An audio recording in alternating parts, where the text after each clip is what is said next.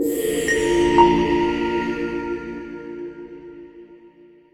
Welcome all. 2024 வரப்போகிற group 4 எக்ஸாமுக்கு யூஸ்ஃபுல்லாக இருக்கிற மாதிரி யூனிட் 9 தமிழ்நாடு ஜியாகிரஃபி தான் நம்ம வந்து பார்த்துட்ருக்கோம்.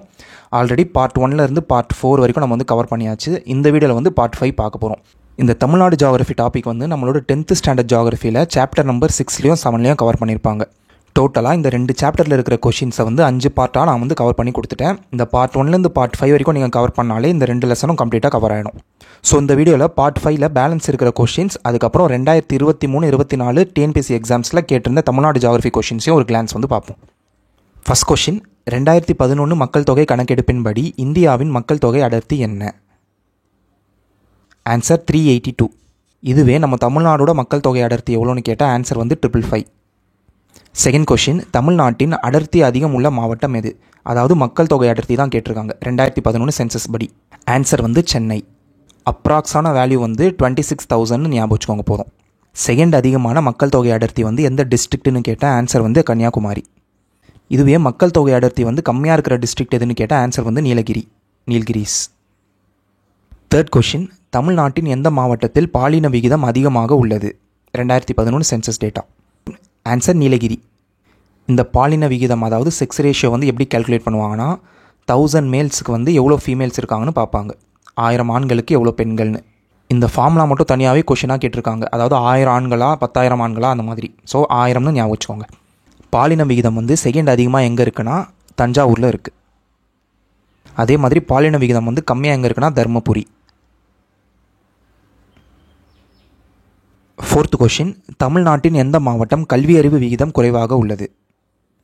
ஆன்சர் தர்மபுரி. கல்வி அறிவு விகிதம் வந்து எங்கே அதிகமாக இருக்குன்னா கன்னியாகுமரி. ஃபிஃப்த் கொஷின், தமிழ்நாட்டின் மொத்த சாலையின் நீளம் என்ன? Answer 1,67,000 kilometre. இதில் வந்து கிட்டத்தட்ட 60,000 கிலோமீட்டர் வந்து மாநில நெடுஞ்சாலைத்துறை வந்து மெயின்டைன் பண்ணுது. நெக்ஸ்ட் கொஷின், தமிழ்நாட்டின் மிக நீளமான தேசிய நெடுஞ்சாலை எது? Answer NH44. இந்த NH44 வந்து ஓசூர்லேருந்து கன்னியாகுமரி வரைக்கும் ட்ராவல் பண்ணுது. இதோட டிஸ்டன்ஸ் வந்து 627.2 கிலோமீட்டர். இந்த கொஷின் வந்து ரீசெண்டாக 2024 டிஎன்பிஎஸ்சி எக்ஸாமில் கேட்டிருந்தாங்க. அதை நம்ம பின்னாடி பார்ப்போம். நெக்ஸ்ட் கொஷின், தமிழ்நாட்டின் மிக குறைவான நீளம் கொண்ட தேசிய நெடுஞ்சாலை எது? Answer NH785. இது வந்து மதுரை, துவரங்குறிச்சி இந்த 2 இடத்தையும் கனெக்ட் பண்ணுது. நெக்ஸ்ட் கொஷின், தமிழ்நாட்டில் எத்தனை முக்கிய சர்வதேச விமான நிலையங்கள் உள்ளன? Answer option B 4. எங்கெல்லாம் இருக்குன்னா ஒன்று வந்து சென்னை, அதுக்கடுத்து கோயம்புத்தூர், அதுக்கடுத்து மதுரை, அதுக்கடுத்து திருச்சி.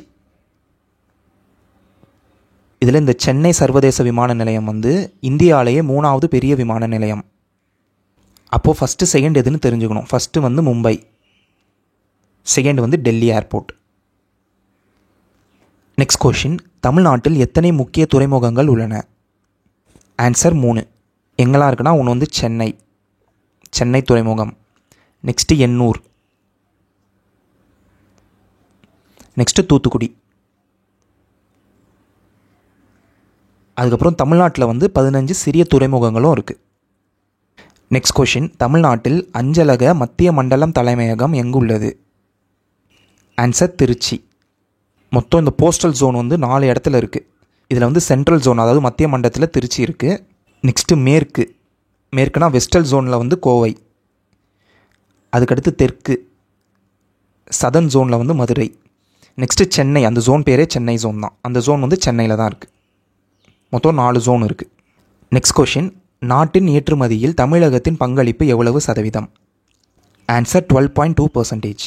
12th கொஷின், தமிழ்நாட்டு மக்களின் 2வது முக்கிய உணவு பயிர் எது? இது வந்து புக் பேக் கொஷின். ஆன்சர் சிறுதானியங்கள். இதோட தமிழ்நாடு பூவியல் வந்து கம்ப்ளீட் ஆயிடுச்சு. நீங்கள் வந்து பார்ட் 1லேருந்து பார்ட் 5 வரைக்கும் கம்ப்ளீட்டாக பார்த்தாலே தமிழ்நாடு ஜியாகிரஃபி வந்து ஃபுல்லாகவே முடிஞ்சிடும். பார்ட் 1லேருந்து பார்ட் 4 இதோட லிங்க் வந்து டிஸ்கிரிப்ஷனில் இருக்கும், பார்த்துக்கோங்க. நெக்ஸ்ட்டு நம்ம என்ன பார்க்க போகிறோம்னா 2023-24 எக்ஸாம்ஸில் தமிழ்நாடு ஜியாகிரஃபிலேருந்து கேட்டிருந்த கொஷின்ஸாக பார்ப்போம். இந்த கொஷின் பாருங்கள், தமிழ்நாட்டில் அதிக பரப்பளவில் காடுகளை கொண்ட மாவட்டம். இது வந்து ரீசெண்டாக 2024 நடந்த எக்ஸாமில் கேட்டிருக்காங்க. இதோட ஆன்சர் வந்து தர்மபுரின்னு கொடுத்துருக்காங்க. ஆனால் நம்மளோட 2023 எடிஷன் புக்கில் வந்து ஈரோடுன்னு சேஞ்ச் பண்ணிட்டாங்க. 2022 அதுக்கு முன்னாடி எடிஷனில் வந்து தர்மபுரின்னு தான் இருந்தது. அதுக்கடுத்து இப்போ புதுசாக ஈரோடுன்னு சேஞ்ச் பண்ணிட்டாங்க புக்கில். ஸோ 2 ஆப்ஷன் இருக்கும்போது நீங்கள் வந்து ஈரோடே கரெக்ட் ஆன்சர் வந்து மார்க் பண்ணிக்கோங்க. நம்ம வந்து புக்கோட ப்ரூஃப் வச்சு மார்க் வந்து வாங்கிடலாம். ஸோ ப்ராப்ளம் இருக்காது. நெக்ஸ்ட் கொஷின் பாருங்கள். தமிழ்நாட்டில் எத்தனை ஈரநிலங்கள் உள்ளன? இதோட ஆன்சர் வந்து 24,684. நம்ம தமிழ்நாட்டில் வந்து இந்த சதுப்பு நிலங்களுக்காக ஒரு தனி வெப்சைட்டே இருக்குது, தனி இயக்கமும் இருக்குது. பேர் வந்து தமிழ்நாடு சதுப்பு நில இயக்கம். நீங்கள் கூகுளில் தமிழ்நாடு சதுப்பு நில இயக்கம்னு போட்டாலே ஃபஸ்ட்டு ஒரு பேஜ் வந்து ஓப்பன் ஆகும். அந்த பேஜில் ஃபஸ்ட்டு இந்த டேட்டா இருக்கும். ஸோ புக்கை தாண்டி அவங்க கொஷின்ஸ் கேட்டால் இந்த மாதிரி ஒரு சில இம்பார்ட்டன்ட் கொஷின்ஸ் தான் கேட்பாங்க.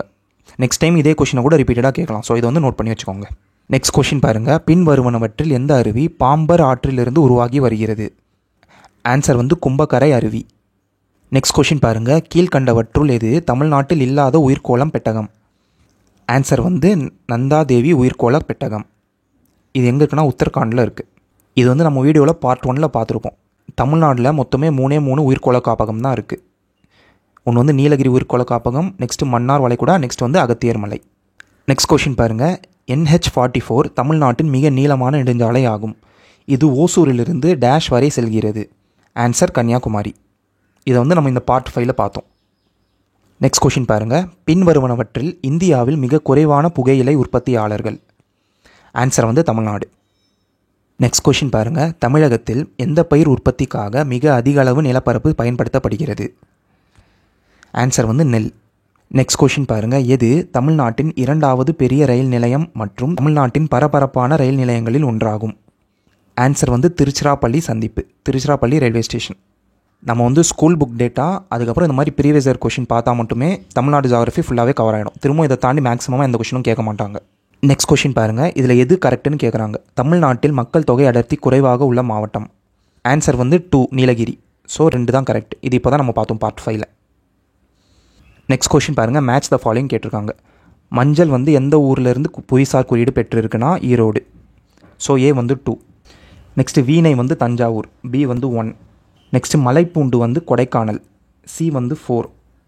நெக்ஸ்ட்டு கண்டாங்கி சேலை வந்து காரைக்குடி, டி வந்து 3. இந்த புவிசார் குறியீடும் நம்மளோட 10th புக்கில் ஒரு டேபிளாகவே கொடுத்துருப்பாங்க. இதை நான் வந்து தனியாக கட் பண்ணி நம்ம இன்ஸ்டாகிராம் சேனல்லையும் டெலிகிராம் சேனலில் நான் அப்லோடும் பண்ணிட்டேன், பார்த்துக்கோங்க. அதை தாண்டி இப்போ ரீசெண்டாக கொடுத்த புவிசார் குறியீடும் இங்கே கவர் பண்ணியிருக்காங்க. அதை நம்ம வந்து கரண்ட் அஃபேர்ஸில் பார்த்துடலாம். நெக்ஸ்ட் கொஷின் பாருங்கள். இந்தியாவின் எத்தனையாவது பெரிய மின்னணு வன்பொருள் உற்பத்தி மையமாக சென்னை விளங்குகிறது?